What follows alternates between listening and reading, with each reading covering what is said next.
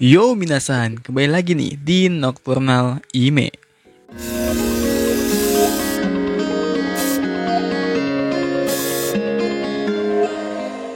Episode kali ini aku menceritakan alur cerita dari manhwa yang berjudul The Rise of the Rumble.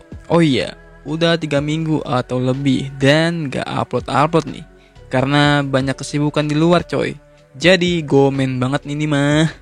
Untuk soal leveling, kebetulan naskahnya udah jadi coy. Tinggal isi suara aja nih sama ngeditnya. By the way, terima kasih banget nih coy atas dukungan kalian maupun yang baru atau sesepuh Nocturnal Ime sudah sampai sejauh ini. Semoga akhir bulan puasa bisa tuh 1000 subscriber. Oke, daripada kelamaan ya kan, langsung aja ke alurnya. Let's go.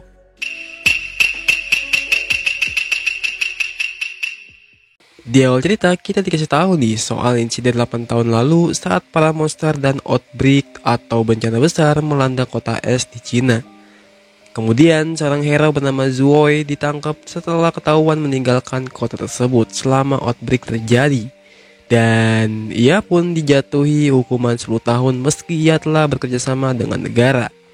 Lalu cerita pun beralih ke masa sekarang dan MC kita yang merupakan anak dari Zuoi bernama Zovan, si prajurit cadangan terlemah.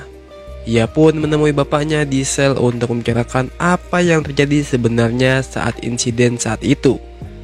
Karena ia ingin membersihkan nama keluarganya.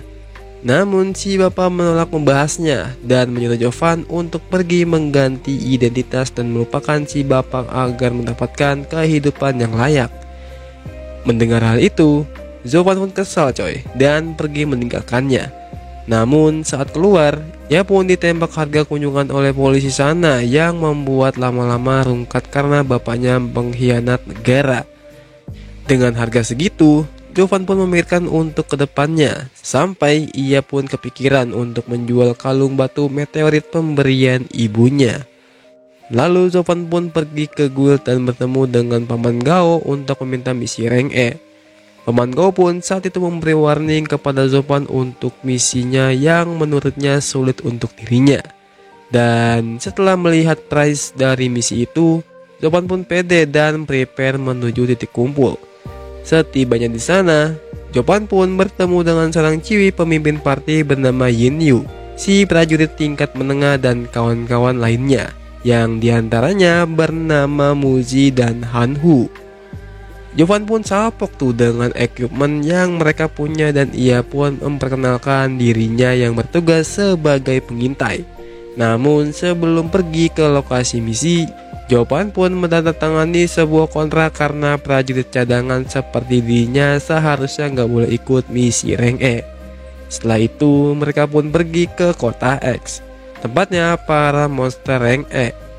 Setibanya di sana, langsung tuh Zovan pun mencoba memangsa seekor monster dengan senjata panahnya. Namun hal tak terduga terjadi coy. Anak panahnya tidak mempan yang membuat dirinya dikejar oleh monster tersebut. Zovan pun memancingnya ke sebuah gedung dan mencoba menyerang lagi ke titik terlemah si monster. Namun hasil serangan itu tetap nggak ada damage coy, glik-glik ketek, yang membuat Zovan harus memutuskan kabur melewati celah bangunan. Di saat dirinya berhasil kabur, kawan-kawan yang lainnya pun membackupnya dan membunuh monster tersebut. Saat mereka kira monster itu sudah mati, setengah badan monster itu pun tiba-tiba menghampiri mereka. Kemudian Muzi dengan senjata mendorong Zovan yang membuatnya hampir terbunuh. Namun dengan refleks Zovan, ia berhasil membunuh monster itu dengan bantuan Yin Yu. Namun sehabis membunuh monster tersebut, Zovan mendengar sesuatu di dalam dirinya yang mengaktifasi sistem setelah berhasil membunuh monster rank E untuk pertama kalinya. Kemudian mereka pun bermalam bersama tuh, sedangkan Zovan dan Yin Yu berjaga di malam itu. Ini gak ada esek-esek ya coy. Mereka berdua pun berbincang-bincang sedikit tentang diri mereka. Namun di tengah pembicaraan itu, lantai pun longsor menjatuhkan mereka berdua yang disebabkan oleh seseorang. Di dalam sana, berkat teknologi Zovan, mereka pun menemukan jalan keluar dari sana. Namun saat itu juga beberapa monster pun datang yang membuat mereka harus mengurus monster-monster tersebut. Dan setelah menghabisi itu semua, Jopan mendengar suara yang sama di dalam dirinya untuk kedua kalinya. Namun ia pun cuek dengan itu dan pergi ke jalan keluar. Tapi dengan tiba-tiba jalan keluar mereka tertutup yang membuat Yinyu mencurigai Jopan. Namun hal itu tak berlangsung lama karena hanya mengetes diri Jopan. Sebab hal ini terjadi secara tiba-tiba.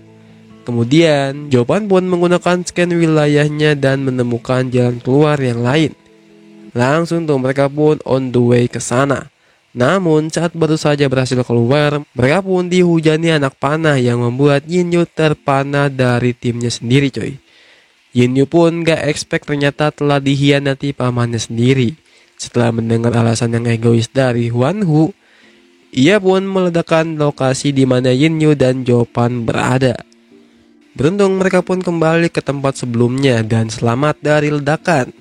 Namun hal buruk menghampiri mereka ketika para monster berhasil menemukan mereka karena bau darah dari luka Yinyu. Sebelum para monster itu menyerang, Jopan pun berhasil menemukan jalan keluar dan mereka segera cabut dari sana. Mereka pun bekerja sama menahan para monster dan membuka jalan keluar. Sampai akhirnya mereka pun terbebas dari dalam sana. Tapi kesenangan mereka pun berakhir. Di saat para monster di atas sana menemukan mereka berdua, Yinyu yang melatih itu pun terjatuh dan Jopan pun berusaha melindunginya. Namun saat itu juga dada Jopan malah terkena serangan dari monster yang membuatnya tepar coy. Di saat dirinya merasa telah mati, di alam bawah sadarnya sebuah sistem Wargood teraktivasi dan status kekuatannya meningkat drastis berkat kalung yang dimilikinya. Tak lama dari itu, Jopan pun tersadar dengan luka yang telah tiada di dadanya. Langsung tuh ia pun menggunakan pedang milik Yinyu menghabisi monster-monster di sana dengan easy peasy lemon squeezy berkat stat di dalam dirinya meningkat tuh. Setelah itu ia pun membawa Yinyu ke tempat yang aman dan meracik obat-obat untuk Yinyu yang terluka. Kemudian Jopan pun kepo dengan sistem Wargood di dalam dirinya yang ternyata bisa dikendalikan dengan pikirannya sendiri. Langsung ia pun mengetes kemampuan dirinya dengan membantai-bantai monster di dalam lorong sana. Lalu setelah membantai-bantai monster kroco itu, ia pun menemukan sebuah tempat di mana seekor monster mutasi yang kuat dibanding monster-monster sebelumnya. Jopan pun mundur dan balik ke Yinyu untuk mengobatinya lagi.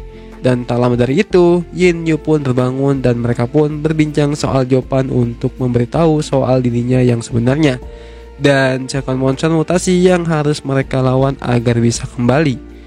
Kemudian mereka pun menemui monster itu dan merancang strategi melawannya dengan menggunakan power dari pedang Starfall milik Yinyu. Langsung ia pun memberitahu detail tentang pedang Starfall dan kekuatannya. Lalu ia menentang Jopan untuk mempelajari men-trigger kekuatan pedang Starfall. Kemudian Jopan pun langsung praktek mengaktifkan kekuatan pedang itu, yang normalnya jika orang itu berbakat bisa menguasai kekuatan itu dalam setengah tahun. Namun dengan sistem Wargood Jopan, ia pun dengan mudah mengaktifkan kekuatan pedang Starfall itu, yang membuat Yinyu pun terkejut dengan Jopan yang berhasil menguasai dalam setengah hari. Setelah itu Jopan pun menghampiri monster mutasi itu dan apa yang akan terjadi berikutnya. Dan cerita pun sampai di sini dulu coy.